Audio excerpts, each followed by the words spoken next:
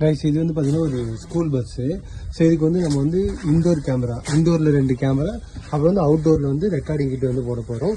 So இந்த இடத்துல உங்களுக்கு வந்து டிஸ்பிளே வந்துடும். வெளியே வந்து ஃப்ரண்ட் அண்ட் பேக் கேமரா வந்துடும். அதுவும் உள்ளே வந்து லாஸ்ட்லேயும் இங்கே முன்னாடி வந்து கேமரா வந்துடும். அதை வந்து ஃபிட் பண்ண போகிறோம். ஸோ அதை நான் எப்படி ஃபிட் பண்ணுறேன்னு உங்களுக்கு தெளிவாக காட்டுறேன். கைஸ் இப்போ இந்த கேமரா ஃபிக்ஸ் பண்ண போகிறோம். இது வந்து பார்த்தீங்கன்னா 4G சிம் பேசிட்டு கேமரா. வந்து பின்னாடி ஒன்றும் முன்னாடி ஒன்றும் ஃபிக்ஸ் பண்ண போகிறோம். கைஸ் இப்போ பார்த்தீங்கன்னா பின்னாடி கேமரா மாட்டியாச்சு.